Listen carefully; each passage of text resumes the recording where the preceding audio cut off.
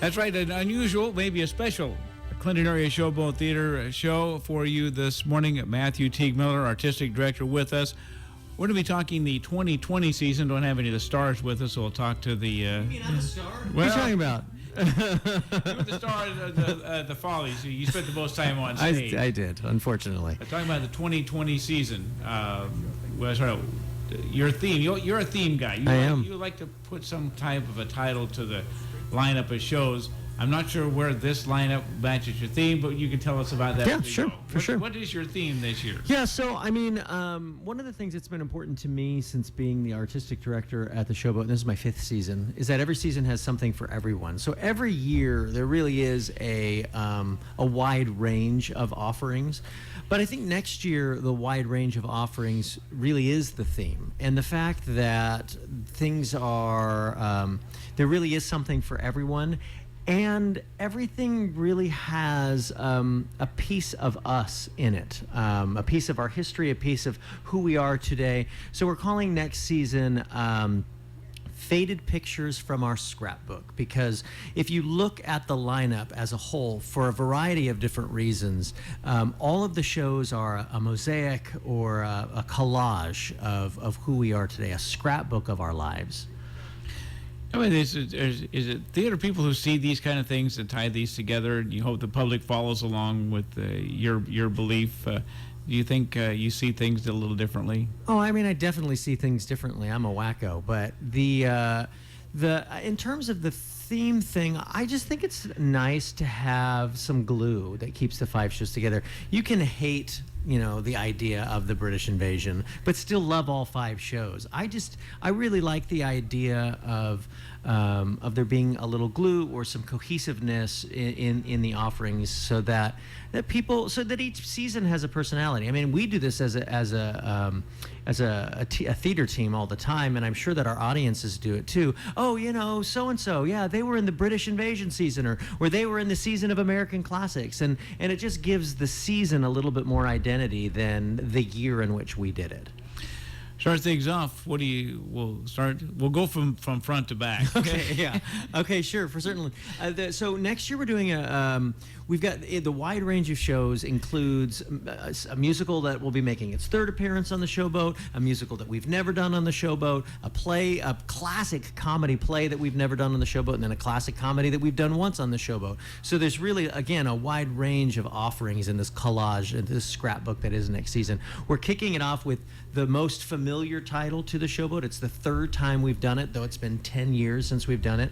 And it's Roger Miller's Bluegrass country musical based on Mark Twain's The Adventures of Huckleberry Finn, Big River. It's got such incredible music. It's a beautiful and important and timely story that we are so excited to bring back to the Showboat. And, with the geography of being on, it makes sense that we've done it 3 times, because there's something so wonderful and nostalgic about doing this show while in a theater that overlooks that Mississippi River. Now, granted, the show takes a few miles down the river a little bit, but it's something that ever since I got this job I've wanted to do here on the Showboat, because of that, and audiences love it. Both of the times we've done it on the Showboat before, it's been very popular. It opens the very beginning of June 4th to the 14th, and we'll be running 2 weeks, and people were so excited to hear that we're going to be doing it again when we announced it last night.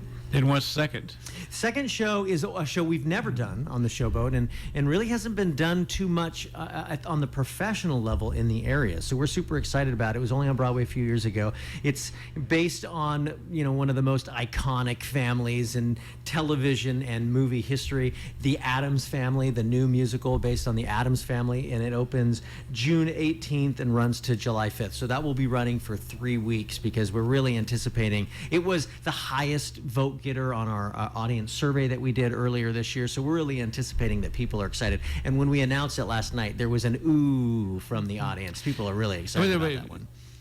people may be familiar with the movie, the TV show. Sure. Is it just a recreation of that, or what's the story of? So it's a unique story to the musical, but it takes all of those characters like Morticia and Gomez and Wednesday. It tells the story about Thing.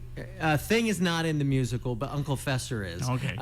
So it tells the story. So in the musical, Wednesday is a little bit older. She's a young teenager that's found a boy that she's fallen in love with, and she wants to introduce the boy and his family to her family. So she invites them over for dinner, and she asks her family, can we please just be normal for one night? Just one night, can we be normal so that I can impress this family and my love, we can take our love to the next level. So it's, a familiar story about what is family, what is normal, and the music in it is so catchy and so fun. It's a very popular musical when it's been done at professional theaters around the country. Number 3. The third show of the season is the first non-musical of the year, and it's one of the most iconic and classic comedies, written by Neil Simon, one of the greatest comedy playwrights ever. Funny enough, we've never done it on the Showboat. It's so iconic to the generation from which it came. It spawned a movie starring Jane Fonda and Robert Redford, and it's Barefoot in the Park. So we're so excited to do Barefoot in the Park for the very first time. Neil Simon's classic, in the middle of July, beginning of July, opens July 9th and runs to the 18th. And then after that? So the fourth show of the season is our third musical. We've done it on the Showboat once before, and it's a celebration of the life and the music of one of the greatest country vocalists ever. She's on every top vocalist list, both country and rock and roll, like ever. You look at all of Rolling Stones lists and all those kinds of things. She's got tons of #1 hits, so many iconic songs, and she did it all before the age of 30, which is when she unfortunately passed away in a tragic plane crash. And that's Patsy Cline, and the musical is called Always Patsy Cline. It's so, we've done it once before, and it was one of the most popular opening shows we've ever done. So in that number 4 slot, we're really expecting people to be excited because we'll have all season to anticipate it. And that opens July 3rd and runs to August 2nd. Then you do wrap up the season with number 5. Number 5, which might be the biggest stretch of the theme in terms of the pieces of us, the scrapbook of us.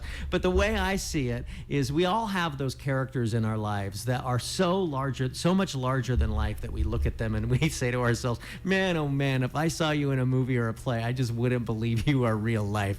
For some of us, it's, the people that we see at our family reunion or somebody that we meet at the grocery store. But we all have those big characters. And so the premise of this show is that all of those big characters that we know live in the same town, and it's the third smallest town in Texas, and it's called Greater Tuna. That's the name of the play as well. And the great thing about Greater Tuna is that all of these wild characters, and there's somewhere between 20 and 25, just really big, fun, hilarious characters. They're all played by the same 2 actors, which we've done a number of those kinds of shows lately with like the 39 Steps and Gentleman's Guide, and our audiences just love it. So we thought it would be a great way to wrap up the scrapbook season that we're doing next year. Too, and you mentioned last night you don't usually announce the kids shows or the younger theater shows. Tell us about those 2 productions. Yeah, and they also are tied up in our theme. We also announced the theme for the opening Follies last night. Right. So the 2 children's shows that we'll be doing that will be performed by the Deckhand Company. The first one is a musical based on the children's book Pinkalicious, which we are so excited about. It's such a popular show that there are some theater companies that are actually in local theater companies that have been doing this show as part of their main stage season because people just love it. The music is great, the story is charming, and it's going to be a great, only $5 theater for young audience show for us. The other one is so big and so new that when I announced it, people were like, what? How did you get the rights for that? And that's the new stage adaptation of Frozen. It's Frozen Junior, so it's a 1-hour adaptation of that movie that everybody loves and everybody knows and wants to sing along with the music because it's so fun and it's so iconic, and that will be the second of the 2 children's shows that we will be presenting at the Showboat next year. Matthew, you get all this wrapped up. You mentioned opening Follies. When we come to that next May probably. Yeah. What's the theme So on that, so we can start keeping that anticipating. in mind? And, Yeah. So we've been using themes for our opening Follies the last couple of years, and we've announced next year's opening Follies theme is going to be an 80s night. So it's going to be all of the greatest songs from the 80s, and we're actually going to be incorporating a costume contest into the night, so people can come dressed up into their greatest 80s costumes. Get toying with the idea of my whole family dressing up as the Goonies. But you can't steal that idea. But all of the fun fashion and fun images from the 80s with the great music that was written. For me, it's so nostalgic because this was my childhood, was the 80s. I was born in '77, so most of my childhood was the 80s. It's going to be so much fun. And when you start, you still have one show to go. You're not directing the final show, but you're Right. When do you start thinking about next year and casting and what you need to look for in auditioning? Yesterday, or did you kind of put on the shelf for a week or two after the season? No, it's something that I've been thinking about, and was frankly thinking about when we were selecting the season. We don't make any offers or anything until the season is officially over, just because we need to put it in the books. But in terms of the wheels in my brain, they've been turning for weeks, if not over a month already, with how we're gonna fill it out. Because putting together a season's not just putting together a lineup of shows that I think the audience is gonna like, but it's also putting together a lineup of shows where the flow chart of actors all fits together. Hiring this many actors to be in this many shows, and does that work with the budget, and how does that fit with the equity contracts and all of those kinds of things. So that the casting is a huge part of the selection process, and wheels are turning and conversations are kind of starting as we speak. Mention equity. You got to next year you'll be having equity actors again in each production. Do you expand that? Yeah. So this year we were required to have one. So Actors Equity represents both stage managers and actors, and this year we were required to have one or the other, with each of the shows that we did. Next year we'll be having at least one equity actor in every show, as well as an equity stage manager. So we'll really be taking that to a whole nother level. Will people see the difference, you think? Yeah, I mean, you tell me. Have you seen a difference in this year's company? Not just with the equity actors, but the non-equity actors we were able to hire that wanted to work with an equity theater company. I think that this year's professional company is absolutely stellar, both the equity actors and the non-equity actors. But like, you look at Josh, who played Joseph. I mean, he was a fantastic Joseph, and I think those are the kinds of things that people can expect more and more of moving forward. Again, you had your best deal for tickets last night. You missed out on that if you weren't at the Follies. Right. But season tickets are still available between now and the end of the year for only $90, which I did the math in the car. It's like $17 or $18 a ticket. That's about $5 less than face value. So it's still the best deal that you're going to be able to get to be able to see all 5 shows. And those are available at the box office right now. In 40 minutes when it opens, at 11 o'clock when it opens. And that deal will be in place between now and the end of the year. And still got Shout yet to go, so... And Shout is going to be great. I mean, it's so much great music, so many songs that people know.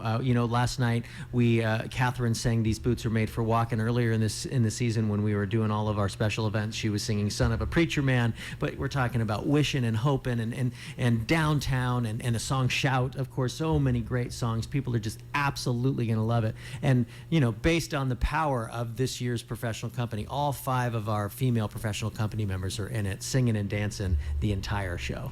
Well, thanks for coming in. We'll talk about Shout next week. Awesome. Looking forward to it. Thanks, Matthew Teague-Miller, with us, talking about the 2020 season on the Clinton Showboat.